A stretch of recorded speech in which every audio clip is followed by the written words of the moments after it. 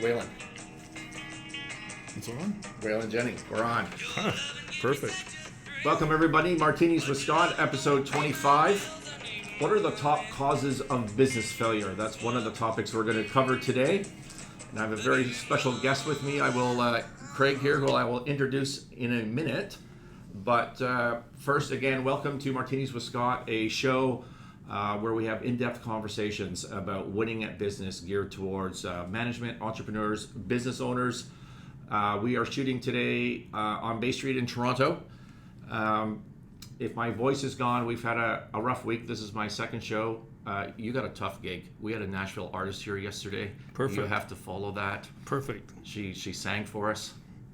It was outstanding. I can hum. Yeah, there we go. So we're here from Toronto, and cheers, everybody. Enjoy Cheers. your coffee or whatever we're having over here. My water. Good to see you, my friend. Good seeing you. Please remember to subscribe. We're on YouTube on the Martinis with Scott channel, Apple Podcasts, and Spotify.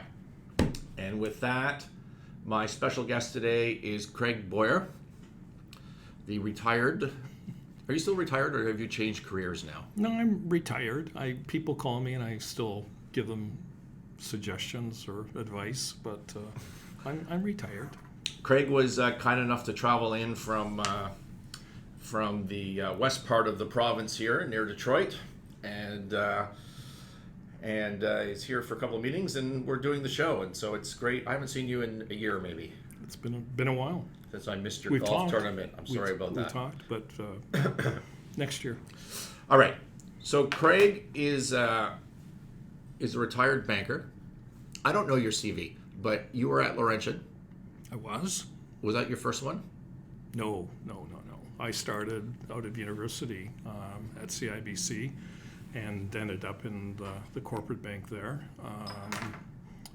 From a banking perspective, I was at Continental Bank, which was probably my first experience in terms of dealing with troubled loans, a lot of them. And then morphed over into some other experiences. I was a CFO of probably 3 or 4 companies, and public and private. And I ended up in a kind of a stress lending situation. And then most recently, I helped a cannabis or greenhouse operation convert into cannabis. And I guess that was probably the last time that we really met. And we're going to talk about the cannabis. We've done a lot of cannabis shows. But as you just said that, I've in my mind, I've put that deal as a high growth. But in truth, it was a really troubled situation. Very much so. That turned into high growth. Correct. So it covers both. You were head of special loans at Laurentian. Correct. Half of our audience is in the U.S. Tell them what Laurentian is. It's a smaller bank in Canada, Quebec-based. Was a bank that really was doing a lot of, was trying to grow its book. And I think when you grow your book, you have several ways of going. You can grow it slowly and put infrastructure in place, or alternatively, you can grow it quickly and not have infrastructure. And my view of Laurentian was that it was really about growing without infrastructure. So in many respects, you saw difficulties from a management perspective, internal to the bank, Right. in order to get the wow, the pow of this high growth Of the book. bank. Yeah. I don't know which one's best. I think probably it's a hybrid. Sometimes you need to get some growth to going, to get some momentum. Then you have to put that management team in place, That's right. and then you can grow it again. So it probably is, a step up as opposed to something that's exponentially linear. You force some chaos. Yeah, Bring chaos some is order. Bring okay. some order. Yeah. Force some more chaos. Yeah, so I came in when the bank was in a fair amount of difficulty,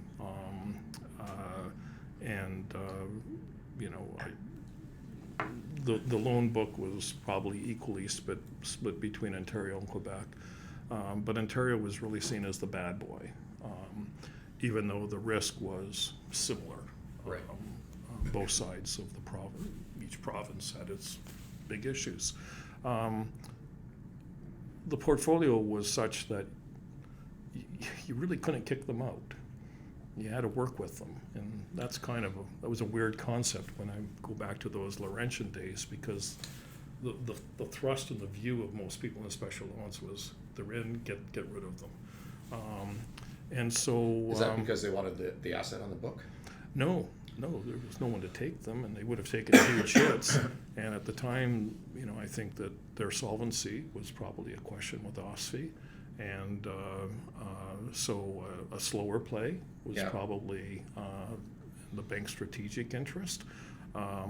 And it probably dovetails with just kind of who I think I am, which is I like to work with companies as opposed to not working with companies. So they allowed me to basically work these things out over time, and probably had a fair amount of success. And with that, there was also a fair amount of failures too. But I think we were able to salvage what we could salvage, and things like that. So. You triggered a question for me in that. I think we've covered this in prior shows. I don't really know the answer. You'll know the answer much better than I will. But I do know that I tell clients, and when we're dealing with special loan situations, that a large part of what the bank is going to decide is obviously based on how the company may perform and the integrity of management. But the part that we never think about is a large part of what the bank's going to do has a lot to do with what's going on at the bank. Sure. Is that fair to say? Sure. And I think the banks, I was with several of the bigger banks, but that was many, many years ago. But I do think that their thinking has evolved. But I think it's important to understand the stakeholders. Right. Wherever the stakeholders are in totality. And I think you have a better chance of being successful if you're a lender, understanding who your customer is. If you're a customer, understanding who the lender is. Understanding that the lender is a supplier of money. You would take your customers out, your suppliers out. I'm not suggesting that you need to take your banker out, but you tend to communicate and give them a vision collectively of what it is that you're doing, the good, the bad, the issues that are confronting you right now. Asking for extended terms if that's what you need to do, if it's a supplier relationship, negotiating a better price if it's a customer, where you want that business and why it's important and how quality is important. So the soft side of the business, I think, is really important. But so often, I think business owners think of the lender as being adversarial, and I think that that's just fundamentally wrong. They may be adversarial, but you somehow have to make them become your friend, and you do that, I think, by being open and communicating openly and widely with whatever's going on, the good and the bad. I think you gain a lot more trust and confidence with that lender, as you would with anyone, by acknowledging your problem and then putting together an action plan to fix the problem. And sometimes that may mean that you have to morph your management team and make those changes. And that business owner, if it's a small-sized business owner, may well have to change how he approaches things or she approaches things. And that could mean that they have to give up a lot of control and things like that, which in and of itself is usually quite difficult. So a lot of times it's a cultural change that needs to take place within the business. I just remember why we get along so well. I thought it was you because took every one of my talking points. Show's over. I thought it was our hairline. Yeah. Let's go back to your career, and then we're going to come back to all of those points because they are all on my little cheat sheet here. Perfect. You did a stint at Royal Bank ABL. I did. That was after Laurentian? Yes. And you spent the rest of your career dealing with ABL products. Was Royal Bank sort of the first correct dipping your toes into that? A little bit before I was with I'll call it an inventory evaluator, liquidator, that decided it was a stress lender, so I was there for a bit of time. That was with Nick Morant and were you Jim Shaw. Yeah. At engineering, is that what they were called? Asset engineering. Yeah. I didn't know that. Yeah. So you were replaced by that guy who's at Scotia now. I don't know. At Roynat, what was his name? It'll come back to me. Roynat, I don't know. Not Roynat, but Scotia brands their ABL Roynat, just to confuse us all. Well, Roynat is, I think Roynat is a rather interesting company. They don't do traditional banking product and things like that. And in past lives, I've used Roynat a fair amount. When I was a CFO of a truck leasing company, Roynat was one of the lenders, and Is that right? they did a wonderful job. There's some great people. They absolutely do. Yeah, Yeah. they do. And some good friends.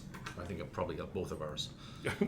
We're just getting older. Yeah, exactly. Less young. Okay, after, at some point,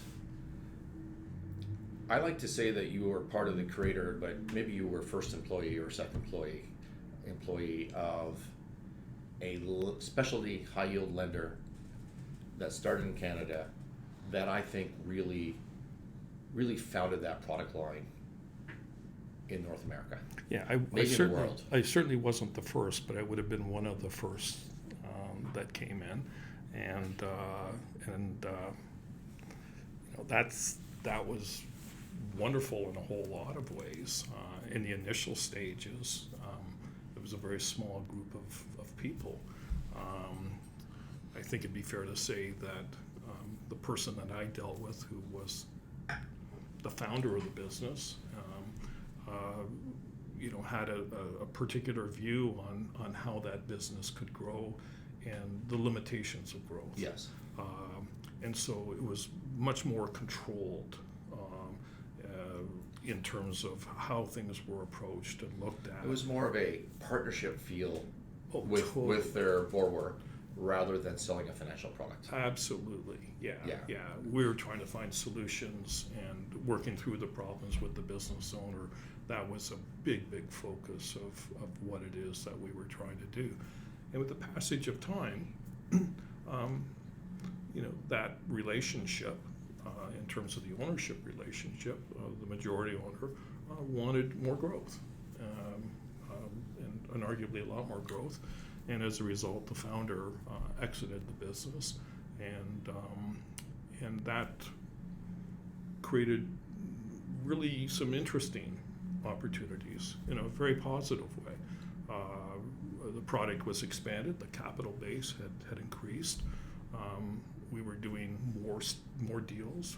In the initial stages, we were really Ontario-centric, maybe even Toronto-centric in many respects.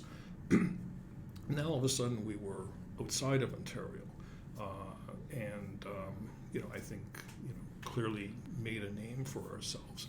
And then the decision was to morph into the U.S. And the U.S. is a very challenging marketplace. And even with that growth, apart from the departure and his replacement, the management team really didn't change much. That's it didn't evolve. And I would grew just a say lot. It absolutely grew a lot. But and we went from a private setting to a non-private setting, and that creates some complexity. And you kind of look at that and simply say, why didn't the management team evolve, and how could it have evolved, and things like that. And I think that issue, if we take it into the non-financial sector and we look at business owners, small, medium-sized, something that's small that's growing, something that's large that could be downsizing, something that could be in trouble, something that is looking to go into a new product line. I think you need to be those business owners, and frankly, I think the lenders, who tend to be kind of passive, and maybe they should be passive, but I would argue that they need to be less passive. They need to ask questions about management. And those are really difficult questions because there is no real right answer. But there's questions that need to be explored, and you can't do it in 30 minutes. Right. You have to spend time and be honest, whether it's the company, honest with themselves in terms of what their abilities are, their strengths, their weaknesses, how they can fill the voids that arguably exist within that business. But also looking at it from the owner's perspective in terms of, is this the ride that he really wants to take? Because it sounds great. It's very sexy. Yeah. And then That's all right. of a sudden you grow too quickly, and the things that should be done aren't getting done. The issues that you never thought of are now right in front of you, and now you're reacting, and reacting is never a good thing. Yeah. There has to be some level of plan, some view of what the pitfalls might be, so that you have a better chance of dealing with it, as opposed to simply saying, "Whoa, I'm now in deep and I'm way in over my head," and then it may be just a little bit too late. Yeah. So I would say that, from a management perspective, being honest about your capabilities.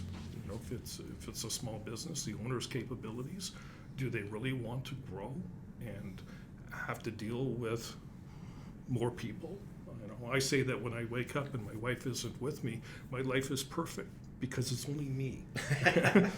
All of a sudden, my wife or my daughters ask me to do something and things like that, and it creates complexity. Yeah. You can still love it, but there's a complexity that exists that wasn't there this morning. And then you multiply that, and it becomes somewhat exponential, because Right. now there's 4 or 5 or 6 people all looking for things that are perhaps disconnected. And I think that to a large degree, and I think that this happened in the specialty lender, is some managers or owners have a tendency of wanting to kind of, I deal with the issue, I deal with the issue, I deal with the issue, as opposed to saying there's some cohesiveness amongst these issues. We need to bring in 3 or 4 different departments to have a discussion, so you have a more fulsome understanding of what the problem is and some sort of solution. Yeah. So I think that that's a level of sophistication that the business owners, either increasing or downsizing, need to do. But for sure, they need to be honest, and they need to be honest with their lenders. We're gonna talk about this in a minute, but we have a turnaround protocol that we developed at Sinclair Range, and one of the things it does is it manifests itself in a top 10 list for how to refinance a troubled company. And of course, you need to sort of fix the company if you're going to refinance it, so they're an integrated list. But the first 3 points on that list are: admit you're in trouble. I mean, how many times do you see owners and managers that it's just a blip, and it's not admitting to your stakeholder, it's admitting to yourself, because once you've done that, the hard decisions become easy. Absolutely. Right? So that's number 1. Number 2 is identify what went wrong and who's responsible. And number 3 is make changes. And even if you don't think that person should be fired, you need to either fire them or you need to augment your management team to show your stakeholders that you're serious. Well, I would say Right. that whether so often we think of businesses that are in trouble. I would say that you have to be honest about the capabilities of the individuals within your business, even to grow the business. And that may well mean that you need to fire individuals who've been part of your team, Yes. because they really are not going to be able to handle and manage the growth or whatever the thing is. A big part of it, though, I think, is culture. And culture sounds like a buzzword. My experience is that business owners, they kind of know that they're in some difficulty, but they really don't know what they're going to do about it. The staff probably knows that there's some level of trouble, but they're waiting for someone to signal that we're in trouble and this is what we're going to do. And it becomes somewhat overwhelming. So if you bring in that change manager, in my view is that, to a large degree, what they have to do is they absolutely have to change the culture of the business. And that probably means spending some time, maybe a fair amount of time, with that business owner and basically telling them they screwed up. Yes. And that is not an easy discussion, but it is a necessary discussion in many respects. Even if that business owner knows that they've screwed up, they may just be telling you that because that's what they think you want to hear. But when you get beyond the verbal and you look at what they're doing the same thing that they've always done. What I find really different from our careers in that specific point is that people always say to me, because we come from the financial investment banking world, so they say, well, what sort of deal size do you like to do? Like, what's your deals? Like, they want to know revenue size, they want to know capital size, and I always say, I don't care. It's two things. Does my firm add value to their company? Right? Because there's companies that do $1 billion of revenue that need help from someone like us. And there's companies that are startups that are really sophisticated, and we don't, at our size, we don't add a hell of a lot of value to them. So that's my number one. Hang on a second. But my number two is, do they want help? So can we add value? And number two is, do they want help? Right? And I get to pick and choose who we want to work with based on those criteria. You are stuck with them. Well, because you're working when you're a lender, when you're a special loans guy. Well, unless you brought them in which case you brought them in, knowing that there's a problem. Yes, but my point being, you can't, in your portfolio, if you're working at a bank as a special loans person, you can't say, oh, I don't want to deal with this one because he's not admitting he's in trouble. Well, I get to do that. You do, but I would say that if you were involved in a business, forgetting about being a lender, or being a consultant or whatever words one wants to use, you have a bunch of people that work in the business, and those individuals have been there perhaps for a long period of time, and it's their livelihood. They don't get to pick and choose anything, except they're there. Yeah. And they're living some sort of nightmare. They're getting the calls from the disgruntled suppliers, vendors. The quality is going down, so you have people that don't want to pay their bill. You have engineers who don't have the proper resources to do whatever. So I would broaden it out a little bit when there is a nightmare. And the nightmare, again, to me, could be growth. Because when there's growth, there's usually cash flow issues. So what are you doing to supplement your balance sheet? And you know, I come from Windsor. Windsor is so much different than Toronto. They think that the product range is limited to this. In Toronto, they think that it's the whole city of Toronto, if you will. So you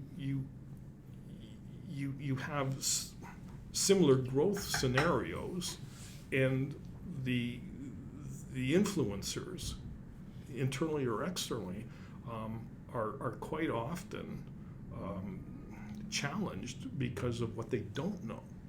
And I think the big challenge when you're in a situation like that is to allow for dreaming to take place, which is part of culture. How do you dream? What was it like when you first started and you wanted to do something and you didn't know quite how to do it, but you persevered? A smart guy told me many, many years ago that a successful business owner is just stubborn and they persevere.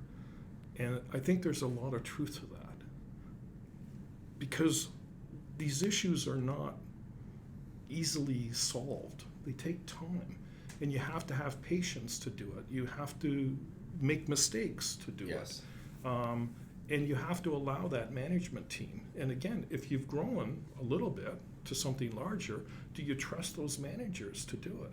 Or maybe those issues are everyone's comfortable in their little cocoon. You want to grow a little bit more. But there's no rules on this. It's so touchy-feely. Oh, no. Right, so we've just done a full year on a turnaround. That was completely an operational turnaround, no balance sheet troubles. And when I went in, they said to me, you know, you need to cut, you need to make changes, you need to whip us into shape. Yeah. And I said, actually, I need to do the exact opposite. I need to change culture.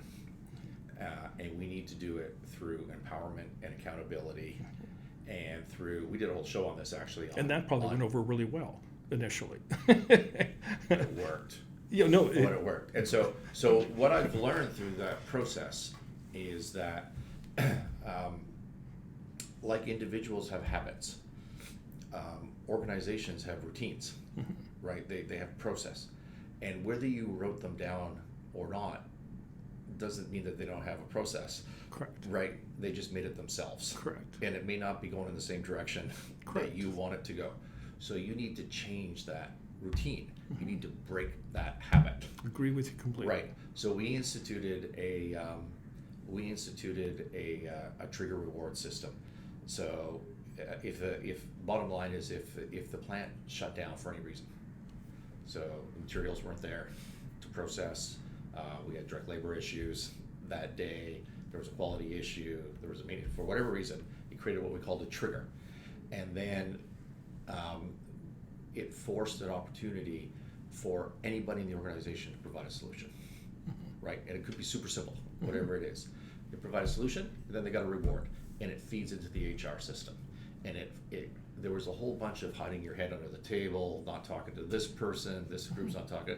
It changed all of that, I want to say in 3 months. Yeah. It's incredible. So when I The say power it of takes time, it's not immediate. It's not like a one-day solution. You cultural 100%. And so, changes. and we do went take some from time. negative a lot on EBITDA to positive sum in a year. Yeah. Now, our positive sum is thin on a margin basis, so next year that needs to improve. Correct. But in terms of a 1 year turnaround, I mean, and it was all culture. It wasn't cutting overheads. It wasn't anything like that. But so often, So incredible. Yeah, I know you're a CPA, so I'll make my shot. Yeah. Take my shot. So often the CPA thinks that we need to cut costs, and the reality is that cost cutting might be the last thing that you should be doing. You need to be looking at other things, and then you may go to cost cutting. But there are so many other opportunities that exist, whether it's cultural, whether And it's you revenue need the growth. people to do that. Absolutely, and you may have to change your people. Yes. And that Yeah. can be difficult because there can be a lot of loyalty to those people that have been with you for 5 or 10 or 15 years. They'll continue to do what their job is. The problem is they are doing their job, but you need a new job. They need to be doing. But the problem in the scenario I described is they don't know what their job is. Yeah. Well. They come up in the morning, show up in the morning, and they have a job to do in their mind, and then they go do it. But it's not integrated. Yeah. Yeah. No one's thought about this. Yeah. Right? Yeah. And so the important part about organizations that I think is so fascinating is if you're not doing it, they're doing it anyways. Yeah. Right? Yeah. Okay. We're going to come back to some of that, but when you were at the specialty lender, that's where I met you. It was the bike guys. We saved a international sporting company. You did. I don't know. Well, you gave us some money. It's true. And a lot of it. So that was good. You and I don't even know if you remember this, but I'm such a wonk on financial engineering stuff. Okay. We created an ABL product for our energy marketing company. I remember. That you remember the deal, but do you remember or realize that nobody's ever done that before? That product did not exist. That's just because I didn't know what I was doing and it sounded good. That was just a brilliant transaction. Well, I know that it worked out well, Yeah. so I think it worked out for the lender as well. So We saved a printing packaging company over your dead body. Right? Well, I don't know, it was over my dead body. I think I moved it over to someone. Yeah. I don't think I had a real problem with them. I don't remember me. You did not have a real problem. I had a problem You were with stoked about it though. Well, I had a problem with the optics of something. And it was more the optics of something, and I think we can do that offline. Yeah. I think you may know what the optics were. Too many hats. We may have saved some jobs in Alberta. Yeah. Too soon to tell, I think, on that one. Yeah. I think we did our job. Well, I mean, from my perspective, you did your job. And I think that what is there, I think, but I don't know because I really haven't followed it. There is an owner that is motivated or was motivated and was getting some market share back, and I think there was some revenue growth. But that's The province too many is years hurting, back. The province is hurting. Correct. So it was. But he was there. 100%. It was He could positioned have- well. he It could was have left. positioned- Yes, that's right. Okay, so the point of all that, I'm sure I missed a bunch, but we've worked together. We know how each other thinks Maybe. most of the time. And here's what I think is unique and cool about you that I like so much. is most special loans people sit in their office in Toronto or whatever city they're in, and they're managing risk and the politics of a situation. You have a tremendous passion for helping businesses, and you express that passion in saving jobs. I'm a Windsor boy. Yeah. Right. Yeah. Right. Jobs are And important. I'm not going to say I have a passion for saving jobs, but it's such an easy metric for me. So I define everything by saving jobs in our business, right? Because so when I'm faced with a difficult choice, which happens 18 times a day in our industry, right? So what am I going to do for this stakeholder versus that stakeholder? What am I arguing for? Who ranks and what's my role in that? Whenever I'm lost in that decision, I go back to saving jobs, and it's always the right answer. Yeah, I come from Windsor, and I think that I learned at a very young age the importance of people working, and even when I was not in the lending world, and I was probably not in the lending world for half of my working life, it was always about jobs and preservation of jobs and how do you manage risk and things like that. And can't say that I was always successful in terms of being able to add a lot of value. You can't always be successful. Well, no, but sometimes you can. Yeah, you hope to be successful more often than not. But I think you learn more by the failure than by the success. So it gives you a chance to kind of revisit what you might have done differently. For me, I'm more a guttural guy. If my gut tells me something, that's probably true. And I'm not an easy person to deal with because I do challenge wherever I am. And even if something is successful, I think I would like it to be more successful. So I think I understand my limitations in terms of what I'm good at. I'm probably good at turning around, but I'm not good at managing something that is stable. Yeah. Get me another problem. That would be good. What do we got beeping there? Something over here. Maybe it's somebody's personal something over there. Sounds like it's over there. Maybe it's outside. Anyways, the video's okay. We'll continue on. We're fine. Good. Now it's stopped too, so that's good. Through the course of these deals and turnarounds and saving jobs, you're the only person I know that I could safely say probably outworks me. Well, I'm retired now, so But back then. as I say to my But wife, back then. yeah, but see, I have nothing to do all day and all day to do it. And there's a song, I think Yeah, by yeah. Styx. So when my wife asked me to take the laundry to the dry cleaner, I need like 24 or 48 hours to schedule that. Little into heads my up, but- non-busy schedule. So no, But for years, I you were on planes. I want you to describe your average week back then, so that people, first of all, that amazes me, and second of all, people understand what it takes to be a success. Well, I don't know that it's being successful.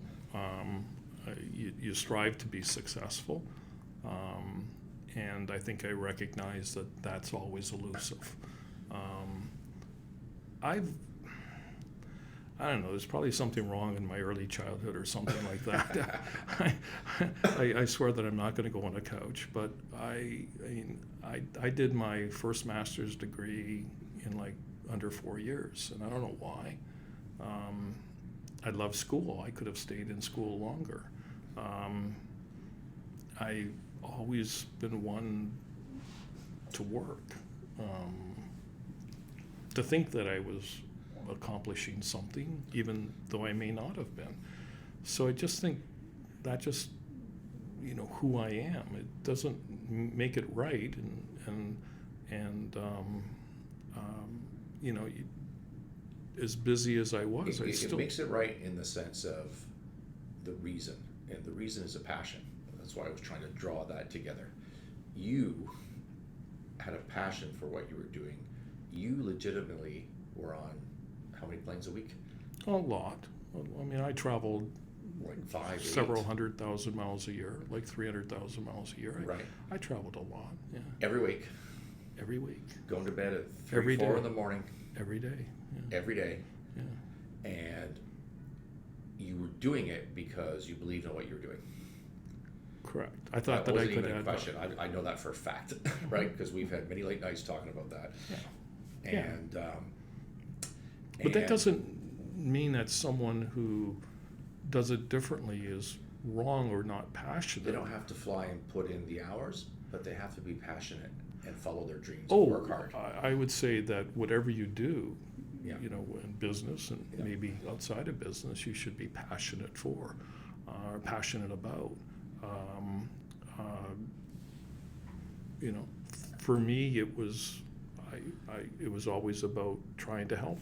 You know, I do some stuff with charity stuff. It's about helping. I'm not the most helpful person when it comes to doing mechanical things or Yeah. hammering nails. So understand your limitations, but I might be able to do other things to create awareness or an understanding, and I may fail at that, but I strive to do it so that I have a better chance of being successful. So, you know, I don't spend a lot of time thinking about, you know, Exactly. how hard I work. I just worked, and hopefully I made a difference. And if I didn't, then I need to find Well, ways of making everybody, a difference. you know, you define success in your own way, right? Sure. Everybody does. So that's not for anybody but yourself to define. But to me, it's about the passion and the work. I just respect that so much, and the I work think- ethic that goes along with it. I Because I think- do the same thing. Yeah, but I think that most people that I've come in contact with, whether it's on the lending or the non-lending side, I was available to meet, to discuss whatever the issue was, whenever it needed to be discussed. So it might be passion, it could just be accessibility, Yep. making yourself available. I don't know. You know, But your peers do the opposite. They make themselves inaccessible. well, They create a process and a firewall. well, I don't think. You know, if you're defining this in terms of lenders, I mean, I've been outside of that lending world now for 3 or 4 years. I think there's the conventional lender, which I never considered myself to be, but I think that there are a lot of good lenders that are out there that do make themselves available. I think that there are a lot of good business people who make themselves available to their team and whatnot. Yeah. So I'm not trying to push back. I'm just like You see it differently. I think that there's a lot of really good people that are out there. I choose to define. Well, to me, because of what I said, it doesn't make them not good people, but they just they view their role differently, right? Sure. So I can't walk up there and get a meeting with a client without a week's heads up, a memorandum, and legal counsel being available. Sure, And they might be friends of mine. I'm still going through that, sure. right? But Because they're, and I think it's because, and I'm not saying this in a negative way at all, but I think they have a lot of risk to deal with and different stakeholders within their institution. Oh, yeah, they become Right. institutionalized. Yeah. Is it any Whereas different? you, if I said to you, But I've always been a free agent. I need you in Red Deer tomorrow, we See- got stuff to talk about, See, I never. you'd tell me, well, I'm on a plane from wherever, I'll be there the next day, Well, right? but I never thought of myself as being shackled by my job. I guess I was cocky enough, maybe I'm arrogant enough to think I could find something else to do. And I mean, I've left good companies, I've left good banks because I felt shackled. Yeah. But that's just me. I stop at stop signs, but I probably fight authority. So I'm not great with rules, but I abide by rules. Right. So I guess there's rules that I am comfortable with, and then there's other rules that I think are absolutely ridiculous. And when I find something ridiculous, I ignore it. Yeah. But there are some people that are very much like me that are having success, however success is defined, interacting with customers and dealing with issues. They just have a different way of doing it. Yeah. So I'm not certain if I'm helping the situation or you not, are. but we're all unique. We are. Excuse me. But we need to, I think the point of that section was to follow your passion and work hard at it at the end of the day and take chances. And in your whatever, career. cheer loudly for your baseball team. Yeah, It's- exactly. All right. The top reason companies get in trouble. Okay, so the Sinclair range manifest. The whole reason this firm exists is because it's 100% of the time management. I thought it was for martinis with you. Yeah. That's what it was. So Sinclair range, the entire business model is built around the fact. Now we're talking mid-market and smaller businesses because the dynamics change in larger organizations. It doesn't mean that management's bad. Could be bad, but they didn't deal with whatever situation hit them. Right? This is never a global macroeconomic. Woe is me. We couldn't do anything about it. Just never. It's never that. And the other thing I've learned is that 100% of the time, everybody in the organization knows the answer. It's never a secret. It's never like, wow, how do we turn this thing around? You can walk in there, and within 10 minutes, everybody will tell you the answer. They just don't think it can be done. Right? So that's what our firm is built on. And I know that you have a similar mindset, but a lot of the build-up to what we've talked about so far is evidence that you've seen probably more troubled mid-market and smaller businesses than anybody. I've seen a lot. Yeah. So what is your perspective on that?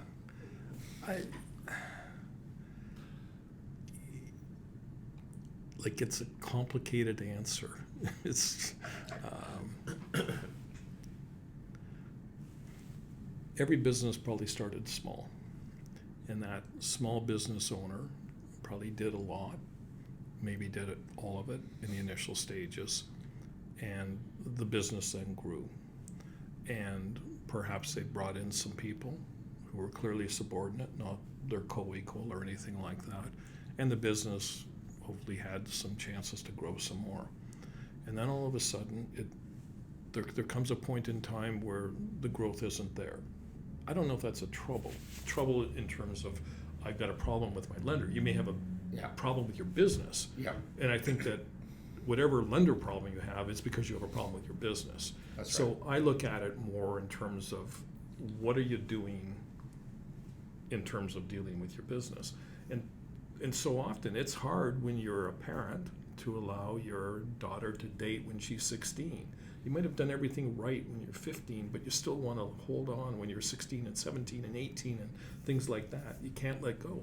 You can't let go of this little baby called your business, even though you know you need to do it. There's something that generally you just are incapable of letting go of. So I think that to a large degree, the bigger problem is it resides with that business owner and finding a way for that business owner to empower, you used the word empower earlier, his people to do things. Just because I think of that as the transition from small to mid, right? Which, depending on the business, to me happens around 75 to 150 employees. It and you can. can't manage them yourself as the one But what person hap- anymore. You need systems. So I was the CFO of a very small leasing company that became fairly large. I don't think our employee number increased beyond 50. The problem that we had was that all of a sudden we had branches. Yeah. So it wasn't centralized. And you had an individual that was incredibly good, and his right-hand guy was incredibly good, but now they actually had to have, their talents were spread across not just 6 or 7 different locations, but from Alberta to the East Coast. How do you do that? So the growth process wasn't well thought out. So it wasn't size, it was the proximity. Complexity. Yeah, and so Yeah. you could be a very small company in terms of employee numbers, but now all of a sudden, I don't know, you're into robotics or something like that, or you got a That's big right. program that's going on, and you think you can do it, you hope you can do it, but it's just new, and so you probably haven't spent enough time building that infrastructure in place and providing the training and the support or whatever that it is that needs to be done to allow the business to be successful. And if you continue to invest in your people, and that may mean that you have to change your people. A lot of times people But think, you don't know what you need to change them to. That's the problem. no, but you see, so I have this theory, and I think I've expressed this theory to you before. And that is that what I think that small and medium-sized business owners need is they need an individual who will go in once every 2 weeks or once a month and simply be, whether you call it mentor or someone that they can just simply yell at and scream at, Yes. and things like that.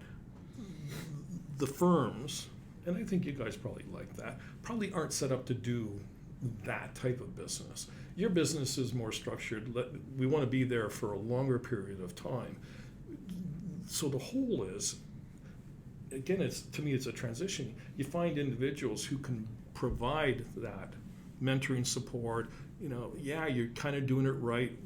We should be bringing in someone here to help you for the next 15 days, bringing in yourselves, someone like your, and then doing that deep dive, but just maintaining a relationship. So I've often thought that the best thing to do is to find 20 companies and work with 20 companies 1 day a month. It's affordable. You can kind of make sure that they're doing the right thing. You can direct them to Right. the people that have the resources to do it.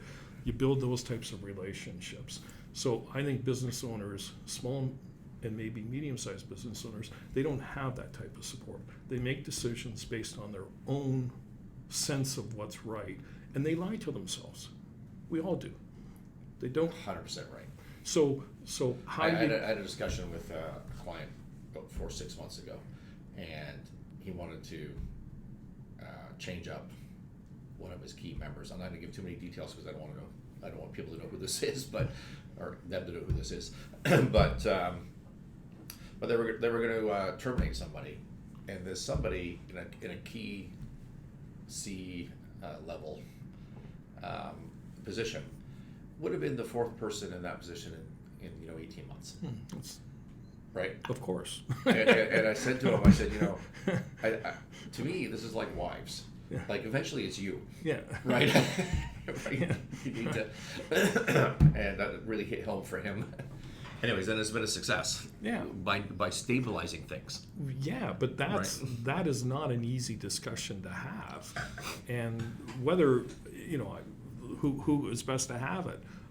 Well, if you don't know the company, and I mean, I'm not really in that world anymore. I don't know the company.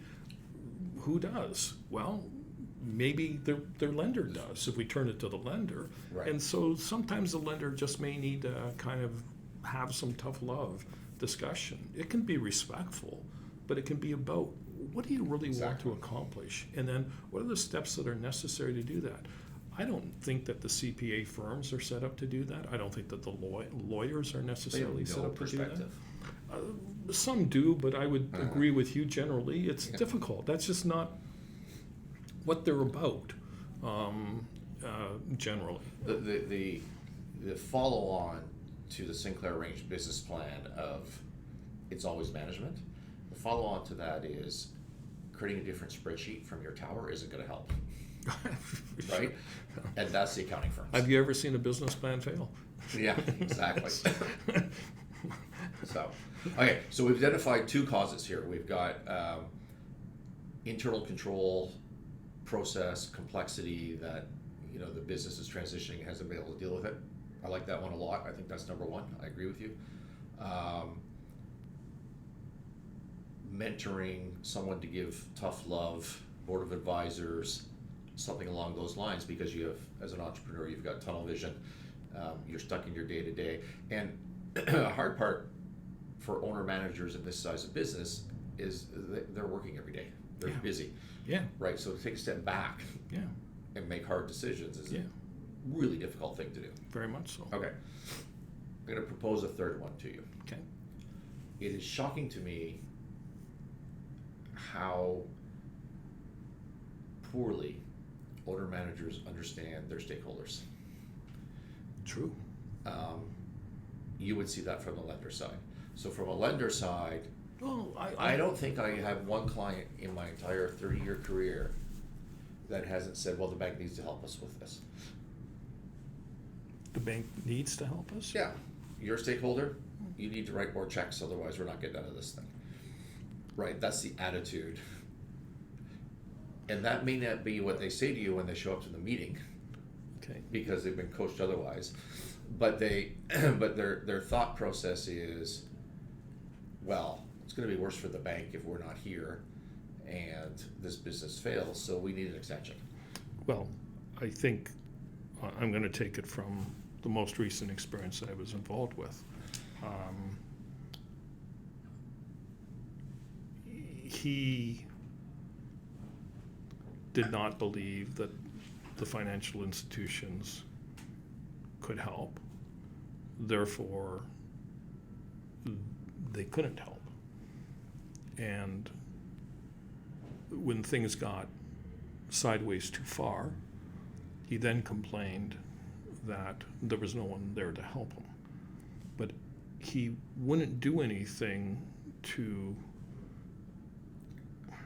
provide useful information to a lender or lenders or other stakeholders to give them reason to support the business as it was transitioning or whatever. So I think that many small, medium-sized business owners don't understand their lender. I don't think that they understand how a lender can help. I think that a lender, to a large degree, has been institutionalized. So you have two needs, a need for information and a need for money, and they talk at cross purposes. Exactly. Or they don't talk at all. Yeah. And then when the proverbial crap hits the fan, they both complain. But they were part of the problem, and there was a solution that might have been there. Yeah. So could it be, it's a communication problem? And the only way that you can resolve a communication problem is communicate. It's also an ego problem. Oh, for sure. Huge, right? Yeah. So we, how are we doing here? How long have we been, Ashley? Just short of an hour, about 5 minutes short of an hour. Perfect. We got more to go. Okay. You okay? I'm Good. okay. I have a train at 5 o'clock or There we go. 5:15, so. I'm not going to go through the bullet points on a lot of what we talked about at the beginning. And we did a show with David Cohen, that I literally extracted these bullet points from because I had the same conversation with him. And you would parrot what he said, obviously, in a lot of instances. David's a good guy. He is a good He's guy. a smart guy. Yeah, you may not parrot the strangling people thing that he came up with. Just kidding. But you know David. David's the only person I know that can talk more than me. Yeah. That's possible. But I do want you to talk about one thing. So my view of the world is that if you're a lender and you have a troubled account, at the end of the day, you need to decide: am I going to help these people more, or am I not? I don't know if it's a person. Does it come I think it's the down to that? institution. I think it's the institution. Okay. But put yourself in my shoes, because to me, what that means is, and what I talk a lot with David about, is the onus is on me and my client to give you a business case to support me. Correct.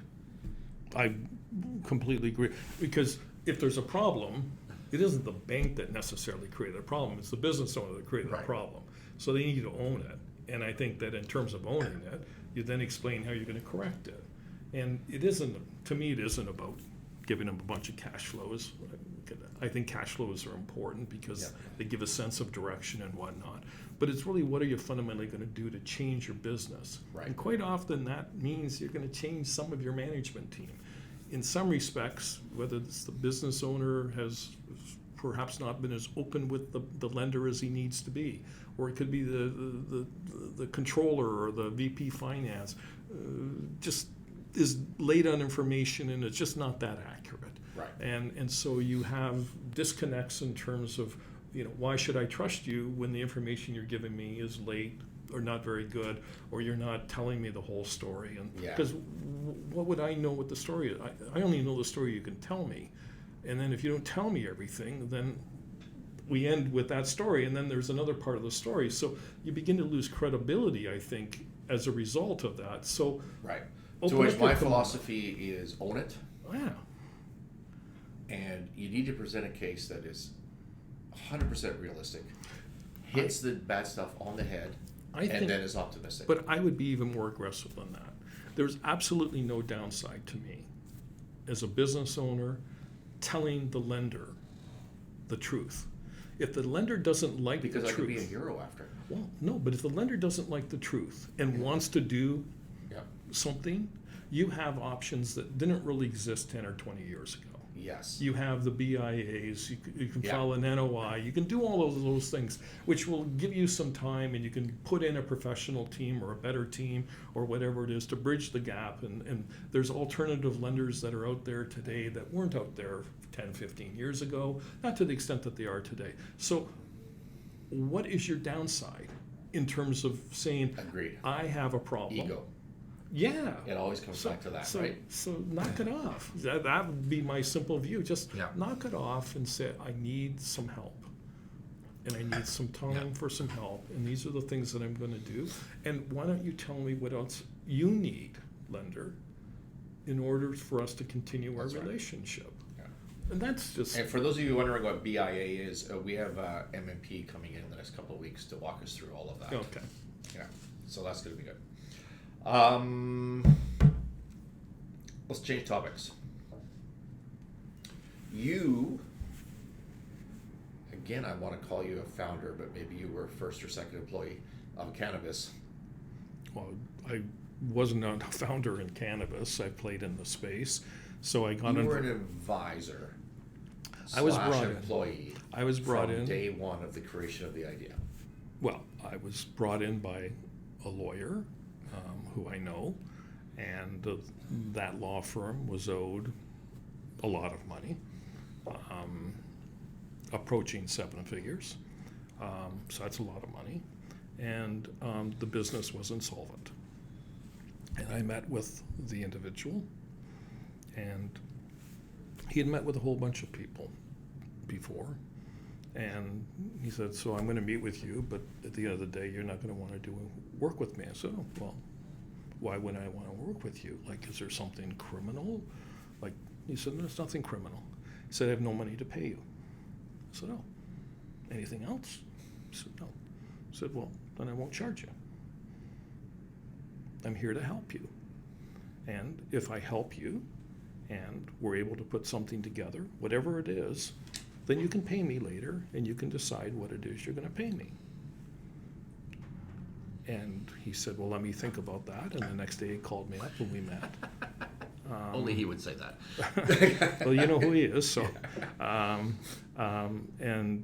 so, you know, his business, he was going to be in receivership in a couple of weeks' time. And With an aggressive lender. well, even if the lender wasn't Maybe properly so. even if the lender wasn't aggressive, he had wasted a lot of time, and there wasn't he had got all the extensions he was going to get from the court. So we needed to find a way of getting them some money, and we found a lender. And I'll tell you, that lender was wonderful. I don't think I'm supposed to mention names, so I won't. But that You can lender, if you want. I don't mind. I just they're a private company, and so yeah, it was a lender we're out in disclosing BC. It was a stress lender out of BC. And if you're happy with them and you want to give them a plug, go for it. I don't no, care. it's okay. Okay. I think I should ask them before I do that. But they're out of BC, and if someone wants to call me, I'll more than happy to give you their name. But they heard about the problem, and within about 3 or 4 days, they had a thing for us. We were also had an agreement in principle, maybe it was stronger than that, with someone, a player in the industry who was going to basically buy some of our forward production. And on the Friday, we were in the court on the Tuesday, and on the Friday they pulled out. And they really pulled out on the Sunday.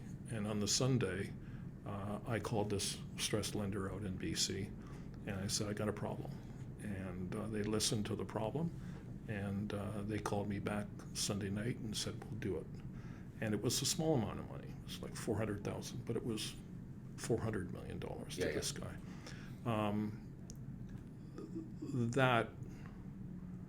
That allowed the business to continue, and eventually got sold. And there were all kinds of issues with that business and the owner of that business, and you see someone that's willing to change, and then things kind of get a little settled down and they revert back to where they were. And you see all of that, and you can almost predict that it's going to happen. And it's what did happen.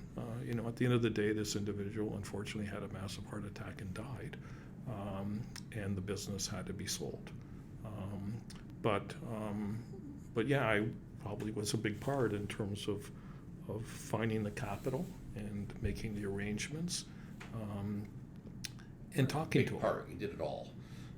I don't know. I don't spend a lot of time thinking what I do. This fellow was insolvent Correct. in August. And by February, he had offers of about 150 million. 70. The business was. No, we had M&A offers. Oh, yes. M&A offers at the time. Yeah. We didn't. I'm not saying we followed through. I'm not saying we closed. Yeah. But there was reasonable market valuations. Correct. Okay, at 150. Yeah, but it was crazy cannabis space. So. But that's my point. Yeah. It was crazy cannabis space, and then here's where I'm heading with some of this. So I want to know the experience for you dealing with the space that you had been in troubled companies, and now you're on this crazy ride in the cannabis, and your sober perspective of that. But before you answer that, I'm speaking next Tuesday to a group of lenders, factoring association. Those are smaller numbers, but presumably entrepreneurial people. And I'm speaking for an hour about lending opportunities in the cannabis space. And here's the points that I'm going to say. And number one is, this industry in Canada changes lives.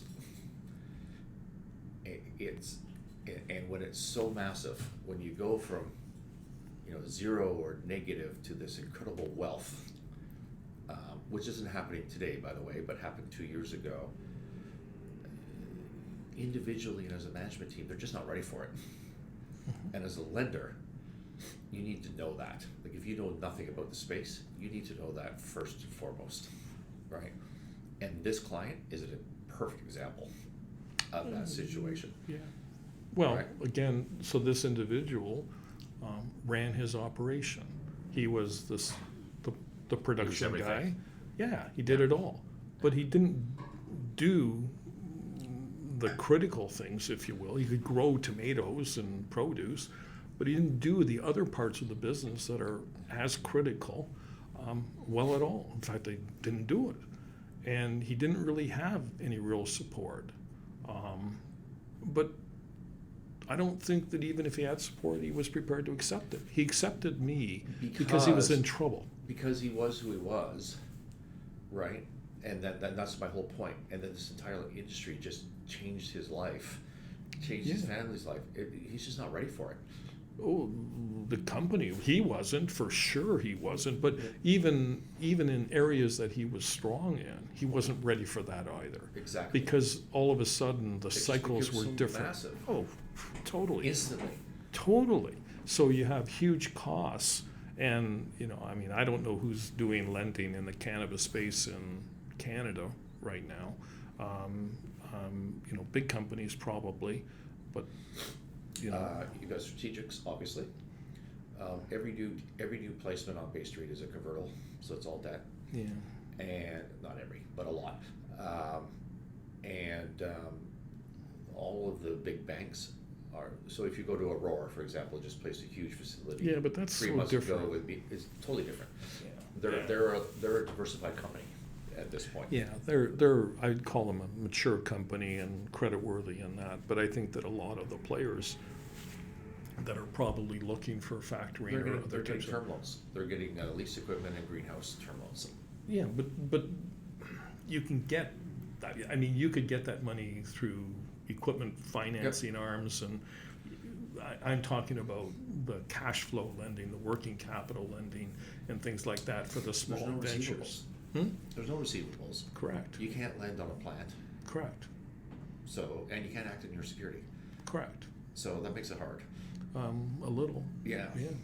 Okay, here's my points. Changes lives. I'm going to walk through. We've done 2 shows on CanTrust and 1 on Afria. The point being, I've been shorting CanTrust since August. It's been beautiful. That's not the point. The point is the industry attracts bad apples. We had Mathers in here, Chris Mathers and Jay Richardson. Do you know Jay? Sits on my board. He's a board member of everything, audit committee kind of guy. And I'm sorry, Jay. Richardson. Oh, I know Jay. Yeah. Yeah. Yeah, so we had it because we were doing a CanTrust special and we were talking about the idiocy of their special committee that wasn't independent and so on and so forth. But Mather says, it's a drug business. Right? You got all this wealth. You're in the drug business. Obviously, you're attracting bad apples. So as a lender, I just think you need to know your space. Is my point. And I think that as I don't know about that. As a Canadian, you sit around and you read the newspapers. The This is government, awesome. the government so controls the licensing.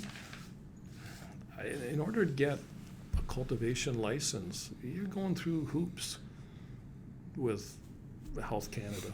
I can tell you for a fact that there are more than one OSC actions right now against organized crime in the cannabis LP space. I'm sure. Canada. I'm sure that there are, but that would be like saying that, there's criminal element in church. I mean, there could be, but I don't think that defines to me what that space is about. I think it does change life. I don't think that it's a risk. That's what I'm saying. As a lender, you need to know. I think you can rely to a large degree. You should always know your client. So the KYC with the lender is paramount. I think a lender could rely heavily on Health Canada's stuff. It is far beyond anything that a lender would do in terms of someone coming in off the street with a business plan saying, I'd like you to finance me, and the lender goes out and sees it, and there's some equipment and there's some whatever. So I don't know about the criminal element, but it's an industry that requires a lot more thought from a lending perspective than I think most people think. I think even in terms of the institutional stuff, it'd be interesting to hear of a lender, and whether it's a big bank or whether it's someone else, to kind of go through their checklist of questions and then look at the questions they don't ask that are probably so important. Yeah, that would be interesting. And I think that, the session for the lenders would be not that I'm here to teach a lender how to lend money, but maybe someone could show them how to ask some questions Do the due that are diligence. meaningful. That's a good idea. Yeah. I'm going to use So that. there's your next Thank you. topic. There you go. Thank you very much. Let me write that down. See, I have many ideas, Scott. Yeah. Not many of them are any good, but like, it's November and I'm good for my one idea, Yeah. idea of the year. Perfect. It's like, I'm going to sleep for the rest of the next 6-7 weeks. I'm also going to say that despite everybody thinking this is a global industry, it is absolutely not. It is a series of regional jurisdictions, all with different compliance and regulatory. And as a lender, you need to understand that. Well, so as And a many Canadian, in many of these jurisdictions, you can't cross borders. well, but so there's a difference. In Canada, it is a national. In the States, it's very regional. If you look, at least in terms of the licensing side, Yeah. I would say that probably it's national even in terms of most of its distribution. Quebec, I think, is a little different. I think that they probably have favored Quebec-based manufacturers or processors, but the rest of Canada, I think that the big boys probably participate in every one of them. I think that if you're a smaller or a new entrant, how are you going to find some space, and what market are you going to play in? If you're just simply a commodity, and I use the word commodity with the italics, I don't know if you're going to be successful. You're not. So you better have some really good quality stuff. And maybe it's about cost, getting some really good equipment in and having some great processes so your quality is good, so that's not an issue. Understanding what the market is so that you can go in. Maybe it's being more medicinal, which is a better price point. But again, I think you need better product. Right. But the upfront costs are huge. This is not some cheap industry. What did we spend up front on that deal? In what way? What were the fixed costs? The fixed costs? Yeah. Well, I mean, to build so this was a fairly large space, to build 650,000 square feet, I'm going to say that you're probably north of $100 million. I used to know the number, but I don't anymore. I think the replacement was 60 or 70, but then you've got all the security, and You've in got this case you had the 7-stage super secret system. You have, I mean, the greenhouse cost, I think, is probably for 650 is probably $100 million.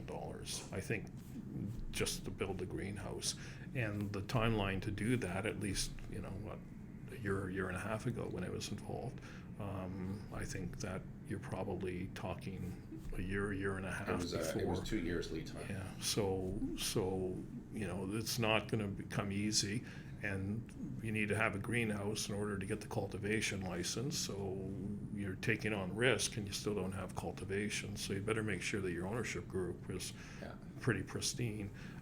But And now Health Canada is saying they're not approving on plans. You got to build it. yeah, Then they'll take a look at it. but I think they were always doing that. Well, they give you a guidance on a plan, right? At the beginning. Perhaps, but I don't know what the guidance would be worth. But then you have the heavy costs associated with building out your team, your group of people. You're going to be growing plants for a period of time without having any real license, waiting for an approval, a license to come to cultivate and then eventually sell. You're specifically not growing plants, waiting for a license. You can grow plants to get a cultivation license. You can start them for a period of time. Yeah, Okay. because how can you get a cultivation license if you haven't grown a plant? Because they're going to want to. You can get a cultivation license that allows you to grow a plant. You then can grow some plants for the purposes of getting your sales license, but that's Yes. not full-on production. Correct. But you still have to have your people in place. You have to have your troughs in place. You're Yeah. buying your inputs. you probably need other equipment and things like that. If you think that you're going to be going full bore, you're now building up a quality department. You're probably building up some trim rooms and things like that. All of this stuff is done before you see a penny in sales. So the cost is more significant than just the greenhouse. I guess that's really what my point would Yeah, be. exactly. And so the business needs to be well capitalized, and I'm not certain if the capital markets right now are really interested in. They're not. So that avenue is gone. Yes. So who are the people? Well, they're probably people that have been in perhaps the produce industry. I think, in Leamington, there probably still is some action going on. I'm not really following cannabis, so I really don't know who's doing what. But, gosh, I would think that a lot of people that could be entering now are just a little bit late. That doesn't mean they can't be successful, but, geez, I don't know. What do we have for time? An hour and 15. All right. Quickly, Mhm. tell us about your street party charity. Well, we do a street party. This was our 5th year in September, and I don't know, we had 500 or 600 people out this year. We raised a little bit over 15,000. We do things to help hospice, which I think everyone knows what hospice is about. We actually got a thing called the Downtown Mission, which is something that's kind of close to my heart. Helps homeless people and things like that in Windsor. They actually put up some door prizes and things like that. Silent auction. We actually got people to bid on spending a day at the Downtown Mission, where it cost them money to actually go and volunteer. So, Can you somehow talk an entire suburban street we have the whole into they support playing it. along? Yeah, our Because neighbors are it's great. great. Our neighbors show up and they participate, and we You put a brought some tent. sort of Motown band the We bring year a- I was there. We bring a band in from the States, and we get the hospice wellness band to play.